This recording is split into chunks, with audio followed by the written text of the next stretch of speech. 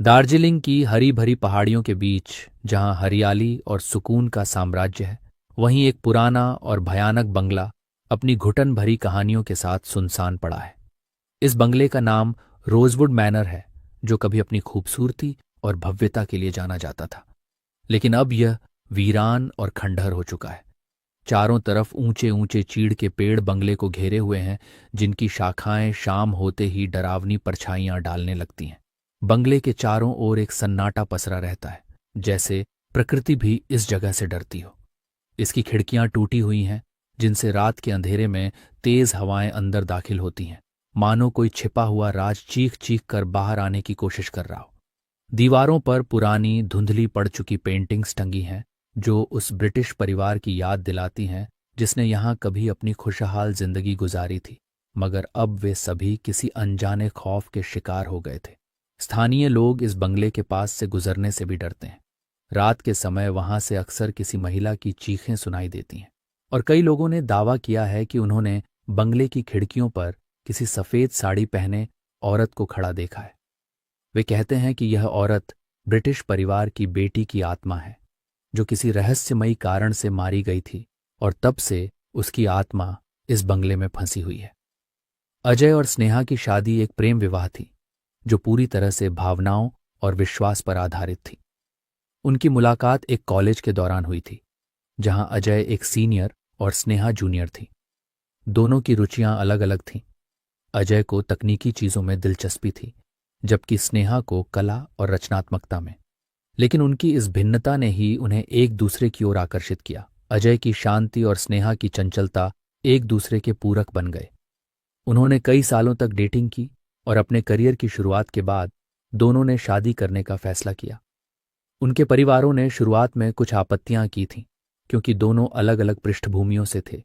लेकिन अजय और स्नेहा के बीच के प्रेम और समझदारी ने सबको मना लिया। शादी के बाद उनकी जिंदगी का सफर अच्छा चल रहा था। दोनों ने मिलकर अपने छोटे से सपनों का घर बसाया और एक दूसरे के साथ हर पल का आनंद लिया। उनके बीच एक मजबूत बंधन था, जो आपसी सम्मान और विश्वास पर आधारित था।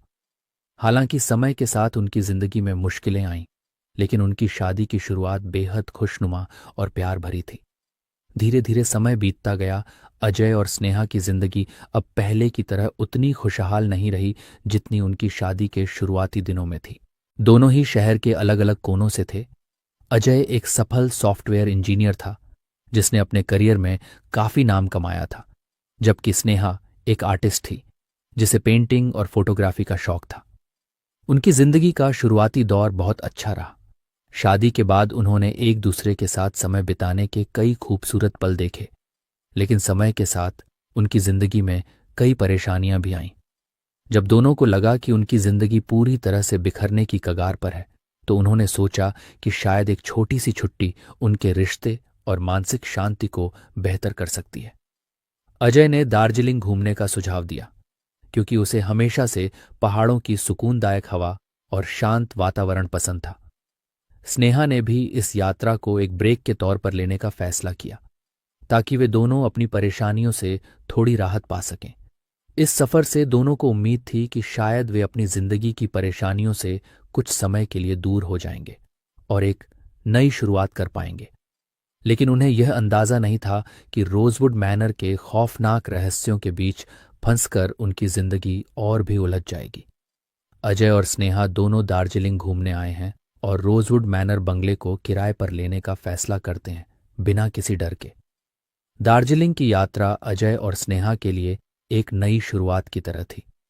उन्होंने सोचा था कि पहाड़ों की शांति और सुंदरता उनकी परेशानियों को कुछ हद तक कम कर देगी। दोनों जब रोजवुड मैनर 1 पहुंचे, तो उन्हें बंगले का पुराना और रहस्यमयी माहौल थोड़ा अजीब लगा, लेकिन उन्होंने इसे अपने एडवेंचर का हिस्सा मान लिया। बंगले के अंदर जाते ही उन्हें महसूस हुआ कि यहाँ एक अजीब सी ठंडक है, जो सिर्फ दार्जिलिंग के ठंडे मौसम की वजह से नहीं थी। बंगले के अंदर की पुरानी दीवारें, धूल से ढके फर्नीचर और टूटी खिड़कियां इसे और भी डरावना बना रही थीं। हर कमरे में एक अजीब सी चुप्पी थी, जो कभी कभी हवाओं के साथ और भी भारी हो जाती थी। फिर भी अजय ने इसे सिर्फ एक पुरानी वीरान जगह के तौर पर लिया, जबकि स्नेहा के मन में अनजाना डर बसने लगा था। उन्होंने जल्दी से अपना सामान रखा और बंगले का थोड़ा बहुत जायजा लिया। हालांकि कुछ भी सामान्य नहीं था, लेकिन थकान के कारण दोनों सोने के लिए अपने कमरे में चले गए। रात के सन्नाटे में सब कुछ शांत था। हवाओं की सरसराहट और जंगल की हल्की आवाजों के अलावा कुछ सुनाई नहीं दे रहा था। दोनों गहरी नींद में सो रहे थे, लेकिन रात के बीच अचानक स्नेहा की नींद एक दर्दनाक, दिल दहलाने वाली आवाज से टूट गई। आवाज जैसे कोई औरत बहुत दर्द में रो रही हो। वह घबराकर उठी और इधर उधर देखा, लेकिन कमरे में कुछ नहीं था। स्नेहा ने तुरंत अजय को जगाया। अजय, सुनो, मुझे किसी के रोने की आवाज सुनाई दी है।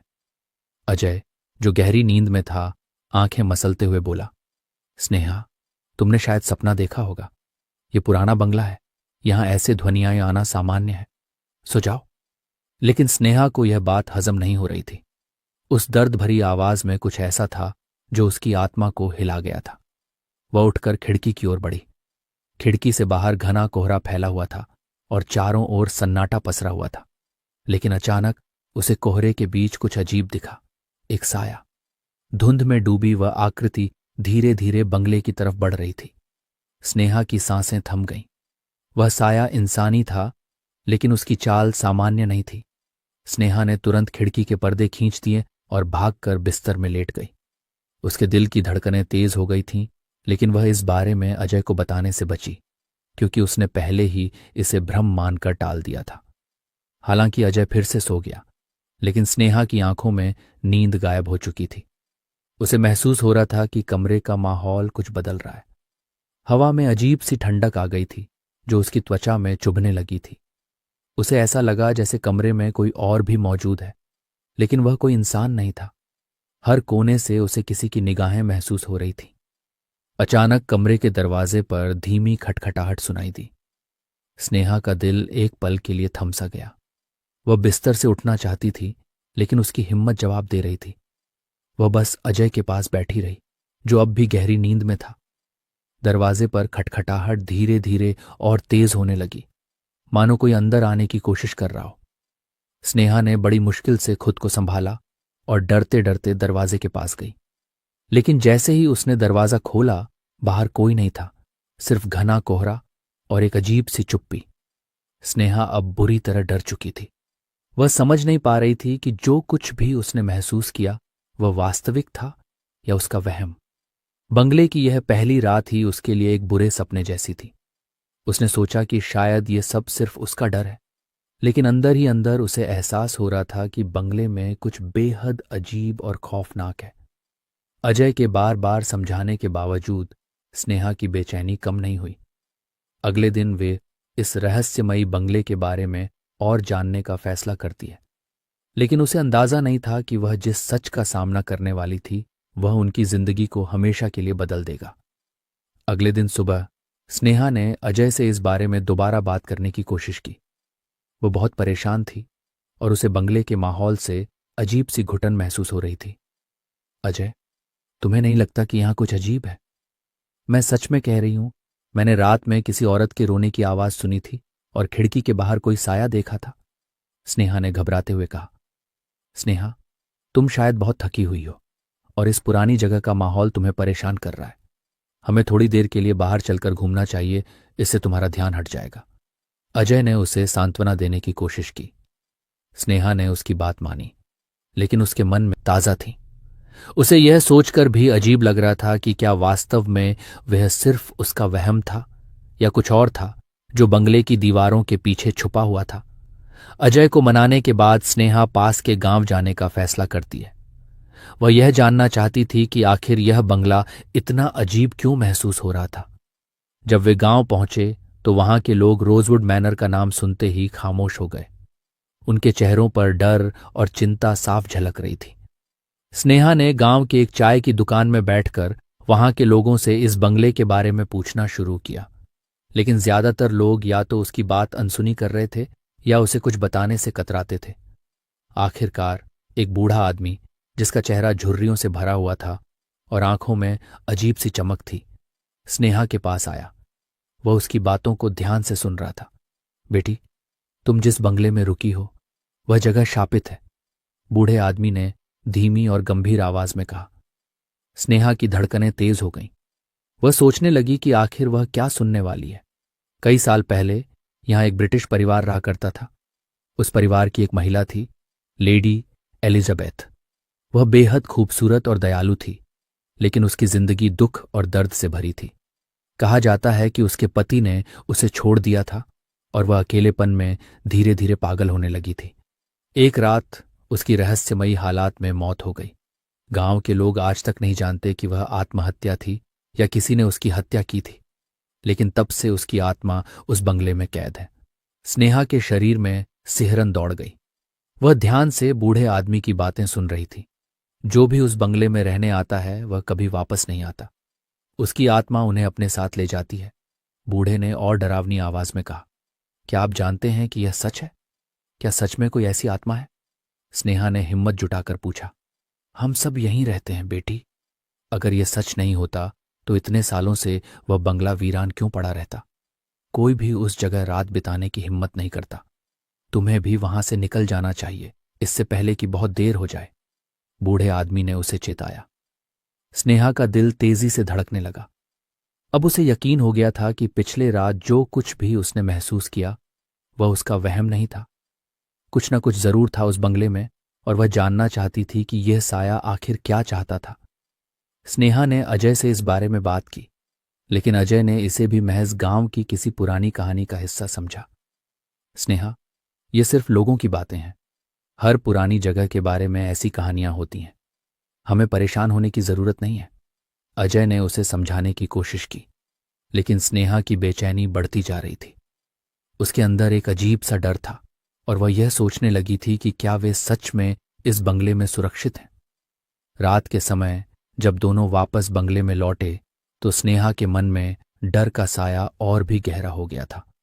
दिन में जो उसने बूढ़े आदमी से सुना था वह बार बार उसके दिमाग में घूम रहा था। रात में फिर से वही खौफनाक माहौल लौट आया। ठंडक हवा में तैर रही थी और कमरे में अजीब सा सन्नाटा पसरा हुआ था। स्नेहा की आंखें बंद थीं, लेकिन उसे महसूस हो रहा था कि कमरे में कोई और भी मौजूद है। धीरे धीरे वही रोने की आवाज फिर से गूंजने लगी, इस बार और भी दर्दनाक और भी खौफनाक। स्नेहा का दिल तेजी से धड़कने लगा। उसे महसूस हो रहा था कि उस आवाज का स्रोत उनके कमरे के बाहर से आ रहा था। वह बिस्तर से उठी और दरवाजे की ओर बढ़ी, लेकिन दरवाजा खुलते ही उसे ऐसा लगा जैसे कोई अदृश्य ताकत उसे अंदर खींच रही हो। उसकी चीख सुनकर अजय ने उसे बचाने की कोशिश की, लेकिन दरवाजा खुद ब खुद बंद हो गया। अब स्नेहा और अजय दोनों उस शापित बंगले के डरावने रहस्यों के सामने थे। उस रात जैसे ही अजय और स्नेहा बिस्तर पर लेटे, चारों ओर अजीब सा सन्नाटा पसरा हुआ था। कमरा ठंडा हो गया था, मानो कोई अदृश्य शक्ति उनकी उपस्थिति को महसूस कर रही हो। स्नेहा की आंखों में नींद नहीं थी। उसका मन लगातार उस बूढ़े आदमी की बातों पर अटका हुआ था। अजय गहरी नींद में था, लेकिन स्नेहा को डरावनी घटनाओं का इंतजार था, जो उसके भीतर छिपी हुई बेचैनी को और बढ़ा रही थी।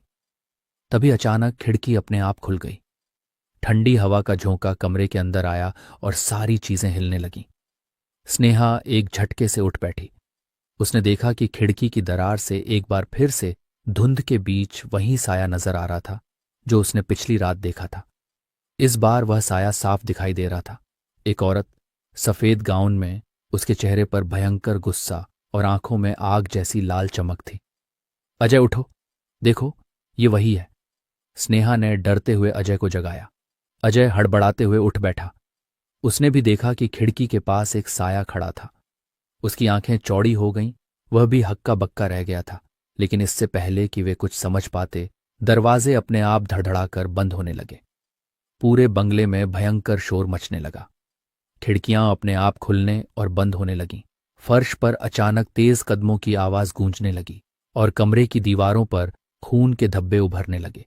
दीवारों पर धीरे धीरे खून से कुछ शब्द लिखे जाने लगे थे। अंग्रेजी में लिखा था, हेल्प मी, सेव मी।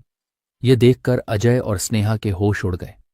अचानक से कमरे के बीचों बीच वही सफेद साया प्रकट हुआ। इस बार वह औरत पूरी तरह से सामने थी। ब्रिटिश महिला, जिसकी लाल आंखें स्नेहा और अजय को ऐसे घूर रही थीं जैसे वे ही उसके दर्द का कारण हो। उसका चेहरा सफेद, भयावह और गुस्से से भरा हुआ था।